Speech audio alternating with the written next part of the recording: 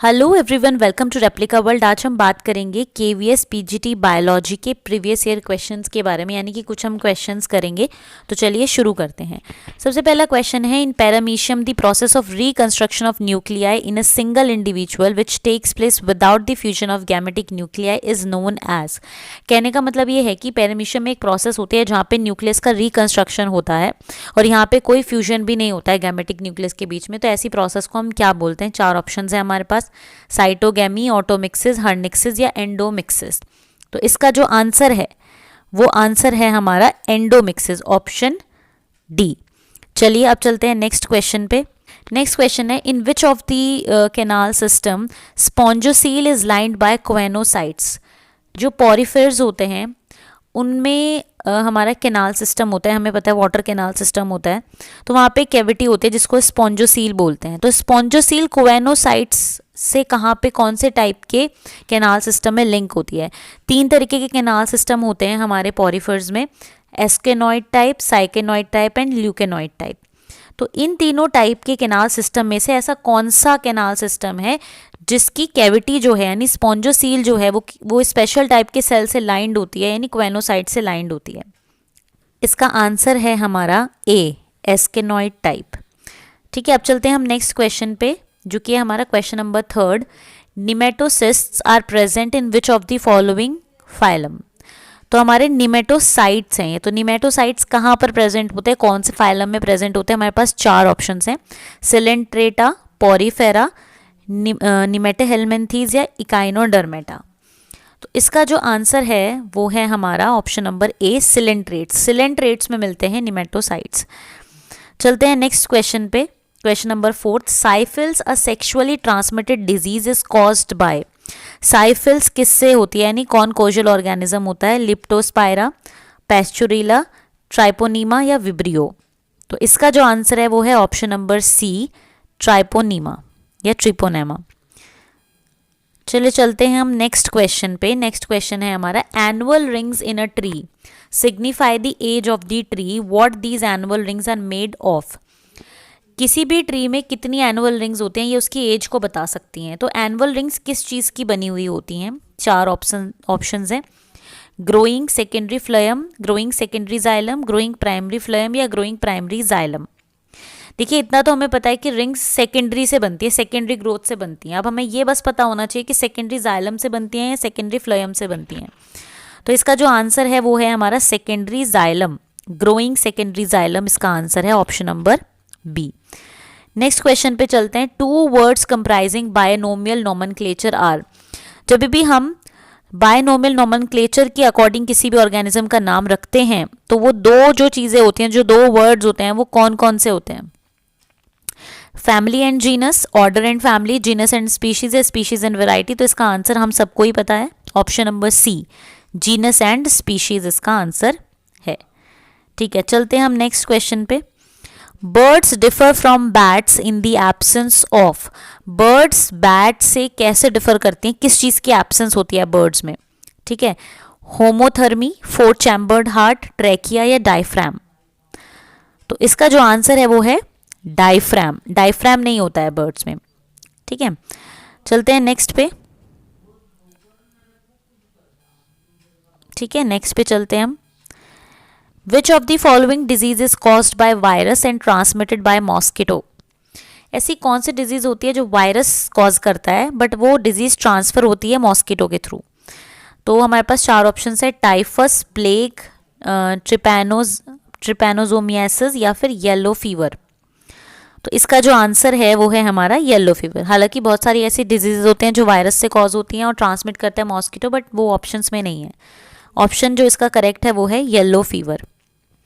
Next question पे चलते हैं। Female gametophyte in angiosperm is microscopic and represented by. Female gametophyte जो होता है एंजियोस्पर्म में वो माइक्रोस्कोपिक होता है, और वो कैसे रिप्रेजेंट होता है, मतलब क्या होता है फीमेल गैमेटोफाइट का नाम? चार ऑप्शंस हैं, ovule, nucellus, megaspore mother cell या एम्ब्रियोसेक। तो अगर आपने प्लांट की मॉर्फोलॉजी पढ़ी है तो आपको पता होगी ये चीज़, एम्ब्रियोसेक होता है फीमेल गैमेटोफाइट एंजियोस्पर्म में। चलते हैं नेक्स्ट पे। Question number 10, corpus luteum secretes, corpus luteum क्या सिक्रीट करता है? LH, एस्ट्रोजन, प्रोजेस्टेरॉन या FSH? कौन सा हार्मोन सिक्रीट करता है? तो इसका जो आंसर है वो है हमारा option number C, progesterone. Progesterone secrete करता है हमारा कॉर्पस ल्यूटियम। चलते हैं नेक्स्ट क्वेश्चन पे। The nutritive cells found in the seminiferous tubules are, seminiferous tubules में कौन से सेल्स होते हैं जो कि न्यूट्रिटिव होते हैं, न्यूट्रिशन प्रोवाइड करते हैं? चार ऑप्शन है, Leydig cell, Sertoli's cells, spermatogonial cells या क्रोएम्फेम सेल्स। ठीक है, तो इसका जो आंसर है, हम सबको ही वो चीज़ पता है, नर्स सेल, सर्टोलाइज सेल्स जो होते हैं वो हमारे न्यूट्रिटिव होते हैं। सर्टोलाइज सेल ही न्यूट्रिशन प्रोवाइड करते हैं। नेक्स्ट क्वेश्चन पे हम चलते हैं। Which one is release from the ovary, इनमें से ओवरी में से क्या रिलीज होता है? Primary oocyte, secondary oocyte, ovum या oogoनियम? अब ये थोड़ा सा सोचने वाली बात है।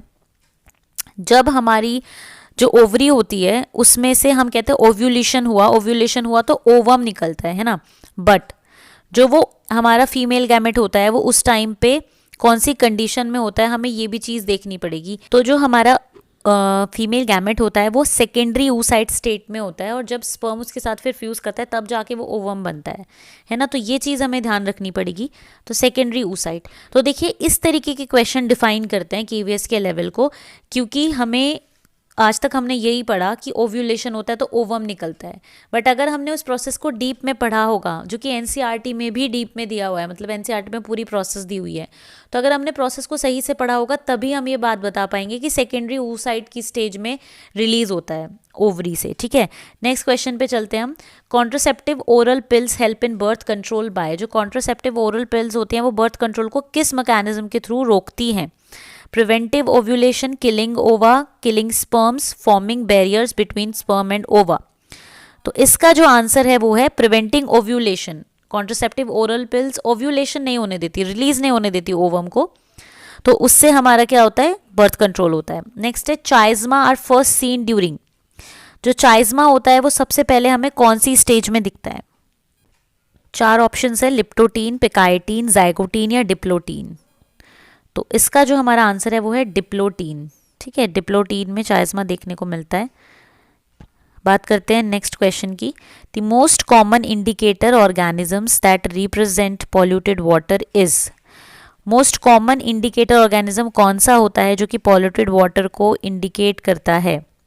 चार ऑप्शन है, ई कोलाई, एस टाइफी यानी सैल्मोनेला टाइफी, या फिर हमारा विब्रियो, या फिर हमारा एंटर अमीबा? तो इसका जो आंसर है वो है हमारा ई कोलाई। बात करते हैं नेक्स्ट क्वेश्चन के बारे में। Middle piece of a mammalian sperm contain, middle piece जो होता है मैमेलियन स्पर्म का उसमें क्या होता है? न्यूक्लियस, सेंट्रियोल, माइटोकॉन्ड्रिया या वैक्यूल? तो अगर हमें स्पर्म का स्ट्रक्चर पता है तो क्लियरली हम देख पा रहे हैं कि माइटोकॉन्ड्रिया होता है मिडिल पीस में, जो कि इसको एनर्जी प्रोवाइड करता है मोटिलिटी के लिए। ठीक है, नेक्स्ट क्वेश्चन पे चलते हैं हम। The substance used in the tissue culture medium for induction of shoots in calluses, shoots का इंडक्शन करने के लिए प्लांट टिश्यू कल्चर मीडियम में क्या ऐड किया जाता है? ABA, GA3, IAA या फिर कैनेटिन? तो इसका आंसर है काइनेटिन, काइनेटिन ऐड किया जाता है, राइट। चलते हैं नेक्स्ट क्वेश्चन पे। The association of algae and fungi for the formation of lichen is an example of, जब एल्गी और फंजाई एक दूसरे के साथ एसोसिएटेड होते हैं तो हमारा क्या बनता है? लाइकेन बनता है। तो ये किस टाइप का रिलेशनशिप है? पैरासिटिज्म है या म्यूचुअलिज्म है या अमेंजलिज्म या प्रेडेशन है? तो हमें पता है कि ये म्यूचुअल रिलेशनशिप है, इसलिए ये म्यूचुअलिज्म है, तो म्यूचुअलिज्म इसका सही आंसर है। चलते हैं नेक्स्ट क्वेश्चन पे। When the pollen tube enters the ovule in the ovary of a plant through micropylar end, it is known as, हमें पता है पोलन ट्यूब अलग अलग तरीके से एंटर करता है ओव्यूल में। चलाजल एंड से भी एंटर कर सकता है, इंटीग्यूमेंट को रप्चर करके भी एंटर कर सकता है, और माइक्रोपाइल से भी एंटर कर सकता है। मोस्ट कॉमन होता है कि माइक्रोपाइल से एंटर करता है। तो माइक्रोपाइल से अगर एंटर करेगा तो उस तरीके की हम क्या बोलेंगे पोलन ट्यूब की एंट्री को? चलाजोगैमी, मीजोगैमी, पोरोगैमी या ऑटोगैमी? तो ये चीज़ हमें पता है, इसका आंसर है हमारा porogamy, option number C. Next question है, genetic drift operates only in, genetic drift यानी सडन चेंज जो हो जाता है जेनेटिक्स में, म्यूटेशन जो हो जाता है, सडन चेंज जो आता है उसको जेनेटिक ड्रिफ्ट बोला जाता है। जेनेटिक ड्रिफ्ट कहाँ होती है? स्मॉलर पॉपुलेशन में, लार्जर पॉपुलेशन में, मेंडेलियन पॉपुलेशन में या आइलैंड पॉपुलेशन में? तो इसका सीधा सीधा आंसर है स्मॉलर पॉपुलेशन में, छोटी पॉपुलेशन में होती है। नेक्स्ट क्वेश्चन है हमारा, the 3 dimensional L shaped form is characteristic of 3 dimensional L shape form किसकी होती है? इनमें से ऑप्शन है rRNA, tRNA, DNA या mRNA। तो इसका जो आंसर है वो है हमारा tRNA। tRNA इसका सही आंसर है। नेक्स्ट क्वेश्चन है, the maximum quantity of air one can expire after maximal inspiration is known as. 4 options है, residual air, vital capacity, tidal volume या टोटल लंग कैपेसिटी। तो इसका जो आंसर है वो है वाइटल कैपेसिटी। नेक्स्ट क्वेश्चन पे चलते हैं, eggs having yolk in their centre and cytoplasm in the periphery are called. ऐसे एग जिनका यॉक सेंटर में होता है, साइटोप्लाज्म पेरिफेरी में होता है यानी कोनों पर होता है, उसको क्या बोलते हैं? आइसोलिसिथल, माइक्रोलिसिथल, सेंट्रोलिसिथल या टीलोलिसिथल। तो इसका सीधा सीधा आंसर है हमारा सेंट्रोलिसिथल।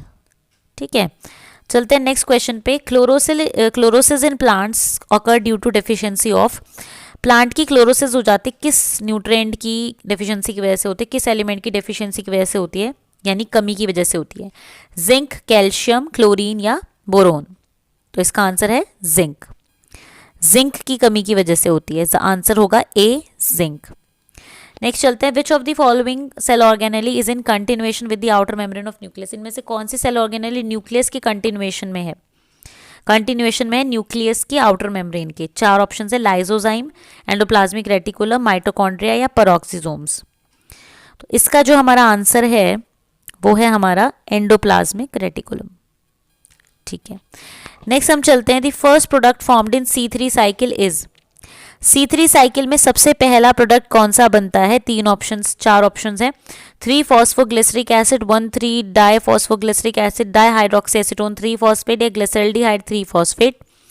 तो इसका आंसर है हमारा 3-फॉस्फोग्लिसरिक एसिड। ठीक है, नेक्स्ट क्वेश्चन पे चलते हैं, द एल्यूरोन लेयर इन मेज grain is specially rich in starch, oxygen, lipids या प्रोटीन्स। तो इसका आंसर है हमारा प्रोटीन्स।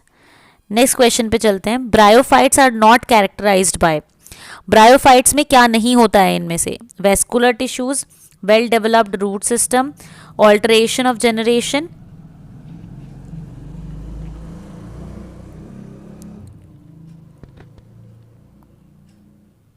Presence of chlorophyll. तो देखिए यहाँ पे इस क्वेश्चन में 2 आंसर सही हैं। हमें बोला गया bryophytes are not characterized by, यानी ब्रायोफाइट्स को किस चीज़ से कैरेक्टराइज नहीं किया जा सकता। तो यहाँ पे 2 चीज़ें प्रेजेंट नहीं होती ब्रायोफाइट में, ना तो वेल डेवलप्ड रूट सिस्टम होता है और ना ही वेस्कुलर टिश्यूज होते हैं, दोनों में से कोई चीज़ नहीं होती। तो इसलिए इसके दोनों ही ऑप्शन सही हैं, ए और बी। नेक्स्ट क्वेश्चन के बारे में बात करते हैं, the phloem of gymnosperms differ from angiosperm in. जो जिम्नोस्पर्म का फ्लोएम होता है और जो एंजियोस्पर्म का फ्लोएम होता है उनमें क्या डिफरेंस होता है? ठीक है, the phloem of gymnosperm differ from angiosperm in. तो फ्लोएम ऑफ जिम्नोस्पर्म में ऐसा क्या होता है जो कि एंजियोस्पर्म में नहीं होता है, या फिर जो नहीं होता है एंजियोस्पर्म में होता है? ठीक है, तो यहाँ पे है having phloem fibre, having phloem parenchyma, having no companion cells, having no sieve tubes. तो इसका आंसर है having no companion cells. Phloem of gymnosperm में कोई भी कंपेनियन सेल्स नहीं होते हैं। नेक्स्ट क्वेश्चन पे चलते हैं, the shape of chloroplast in spirogyra is. Spirogyra की क्लोरोप्लास्ट की शेप कैसी होती है? ग्रिडल shape, cup shape, parietal band shape या स्पाइरल शेप्ड। तो इसका आंसर है स्पाइरल शेप्ड। ठीक है, नेक्स्ट क्वेश्चन पे चलते हैं, the first gene therapy use cells altered outside the recipient body is called. जो पहली जीन थेरेपी हुई थी जहाँ पे सेल्स को बॉडी के बाहर ऑल्टर किया गया था, उसको हम क्या बोलेंगे? इन सीटू, इन वीवो या एक्स वीवो या वैक्सीन। तो इसको बोलेंगे एक्स वीवो। ठीक है, तो ये हमारी बात हुई क्वेश्चंस की। ये कुछ हमारे सवाल थे जो कि केवीएस में पहले आ चुके हैं और बहुत इंपॉर्टेंट क्वेश्चंस हैं। तो मैं उम्मीद करूँगी कि ये वीडियो आपके लिए हेल्पफुल रहेगी। अगर हेल्पफुल रहे तो लाइक ज़रूर करें, शेयर करें और एप्लीकेबल को सब्सक्राइब करें।